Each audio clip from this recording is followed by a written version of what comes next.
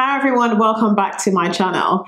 So before we get into today's video, let me just tell you guys to get yourselves a cup of tea because I'm not sure how long this video is going to be. So this video is going to be about Cardano and their marketing tactics. So if you want to hear more about it, stay tuned, don't go anywhere.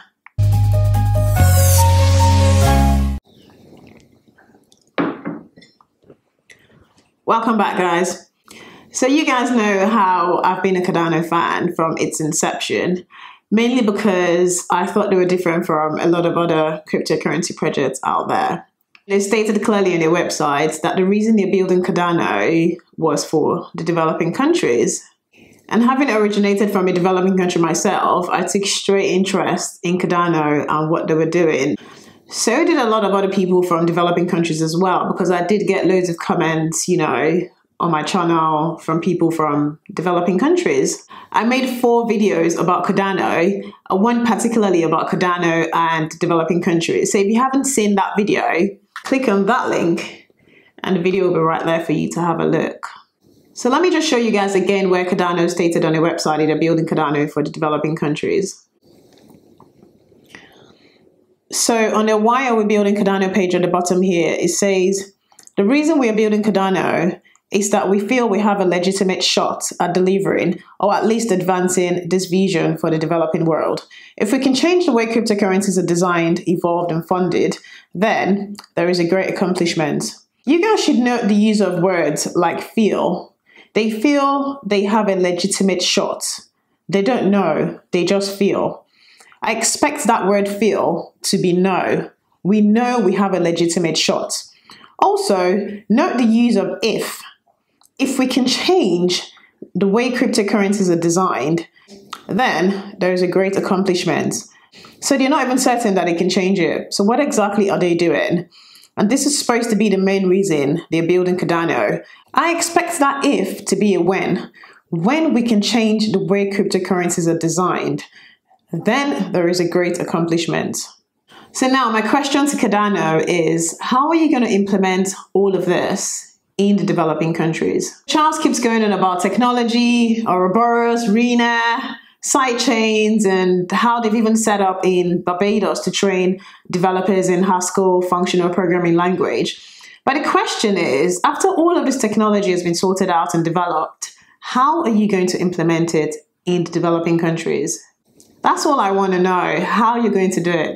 So if you guys watched the full video where Charles was talking about developing countries, he did say that the regulators in these countries are listening to him, that his problem with the developed countries is that nobody listens, But my problem is, where is the proof that the regulators in these countries are willing to work with Cardano and that they're listening to you? You can't just tell us out of nowhere. I haven't seen anything in the media with Charles with a regulatory body in Barbados or a regulatory body in Argentina or a regulatory body just anywhere else. And, to show that they're actually willing to work with Cardano and they want Cardano to change the way things are being run, which I doubt very much, but if that's the case, then show us proof. Have you signed any advanced agreements with these countries or with your regulatory bodies or with your government? Just show us what's going on. In fact, I wasn't expecting to hear about the involvement of regulatory bodies in this whole crypto thing. But then for Charles to come out and say that they're listening to him, then it kind of has to show us proof that they're listening to him. Let me show you guys where he said it. That it was very important to innovate in places where there was an actual need to change the system. Number one. Number two, they're willing to listen to you. The problem with America and Western Europe is the regulators do not listen to us. The regulators just don't give a shit about innovators or how we go about our business. They just decide, how do we keep the people who are in charge in charge? That's why no one goes to jail when crises happen, and that's why we have the system we have. So I don't want to play in a rigged system. I would much rather go to the Caribbean. I'd much rather go to South America, to Africa, to South Asia. I'd much rather go to places where there is a need, there are customers, there is value, in some cases more so than the US markets, and go build something there. So I'm heavily invested in Cardano. So are loads of other people from developing countries as well. Because at the end of the day, we kind of believe that Cardano was onto something. And we hate to see that Cardano finished his whole product and this country's ban it and ban people from using it. Don't forget the corruption in these countries. These countries are where they are today because of corruption and nothing else. So almighty Charles Hoskinson cannot wipe away corruption that's been there for more than 1,000 years with just one launch of Cardano. It's just not possible. So what if they release this product and they ban it like they try to ban cryptocurrencies in other countries? These countries want to be in total control of everything. The power in these countries are in the hands of a few people. That's why these countries seem like they're not moving forward.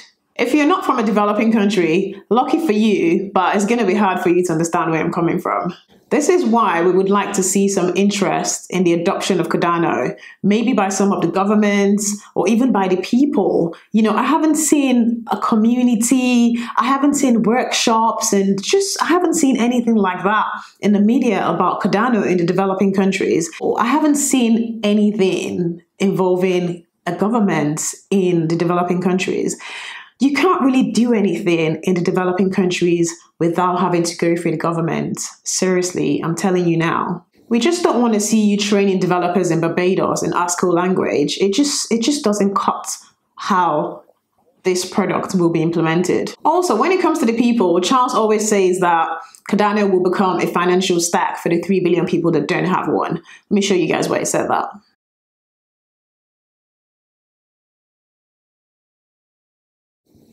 I don't know where he got this 3 billion figure from, but don't forget illiteracy.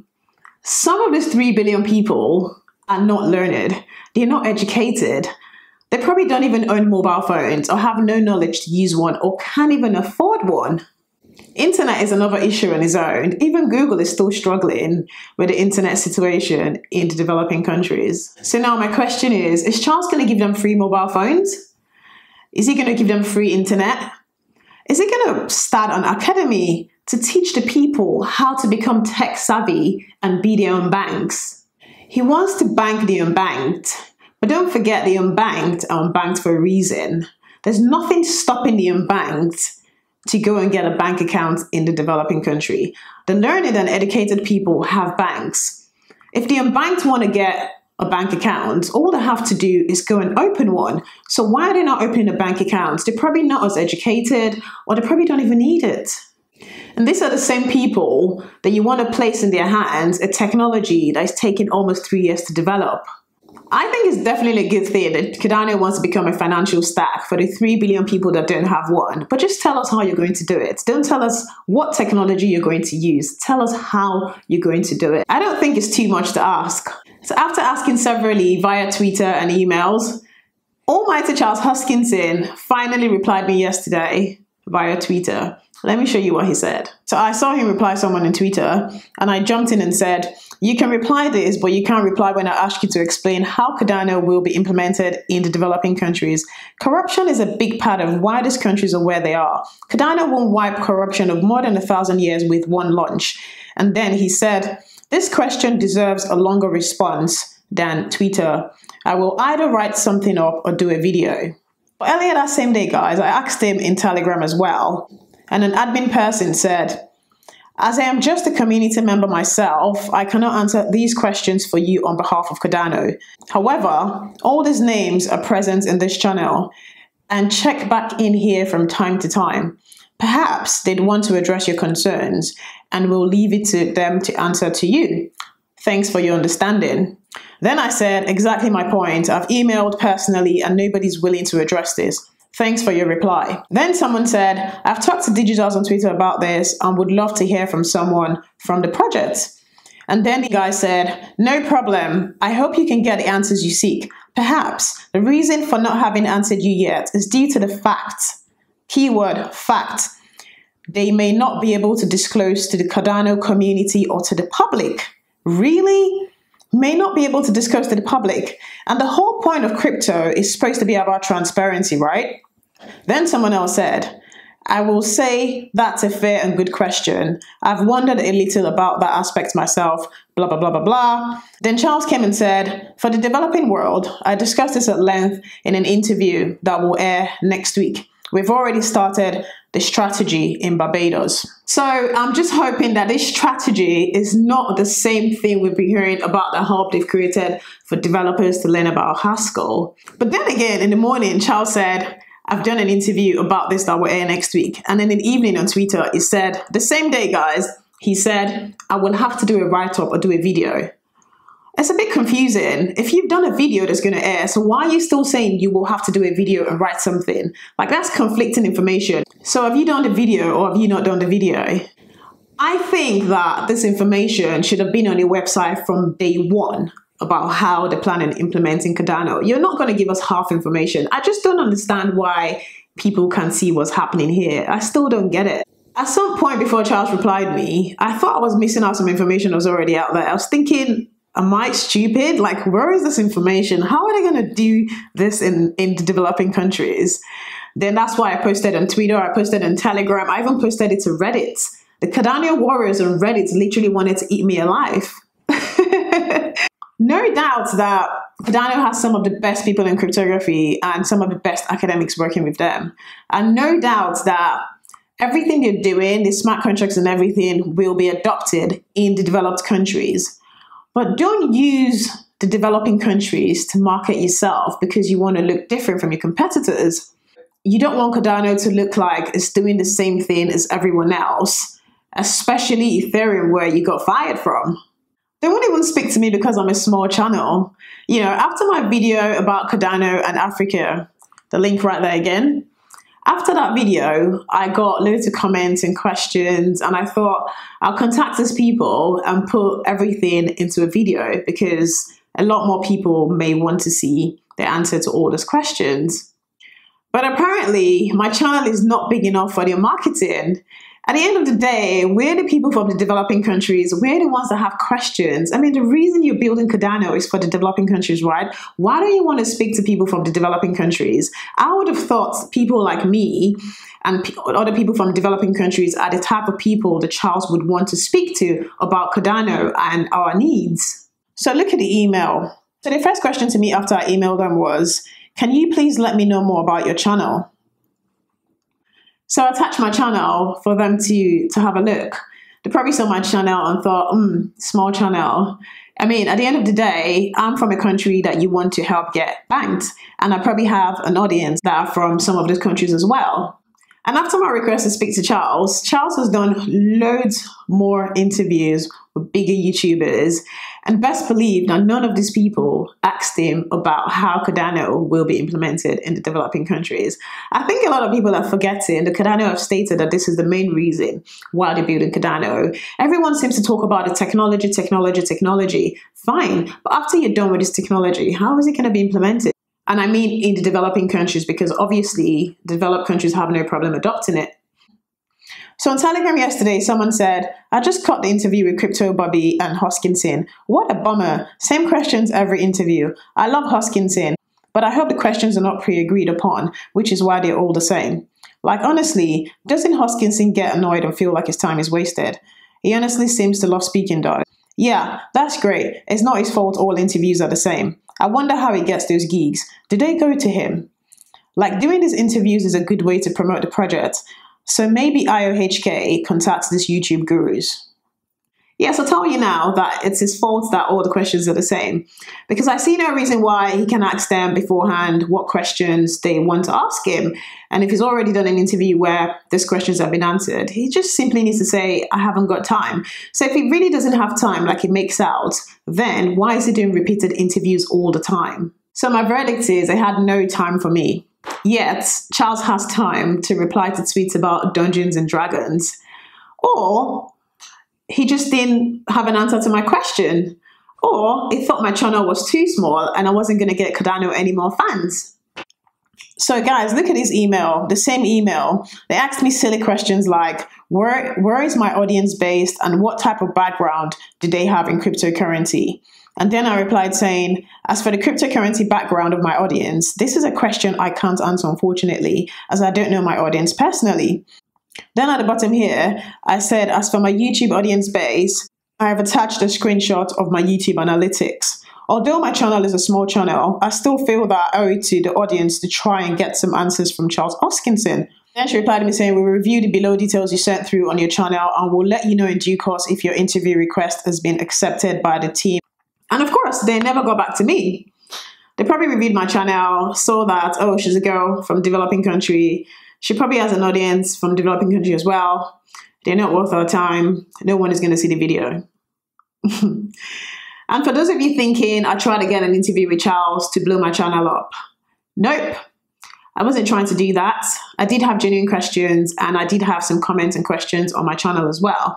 YouTube is not my full-time job, so I don't need my channel to blow up.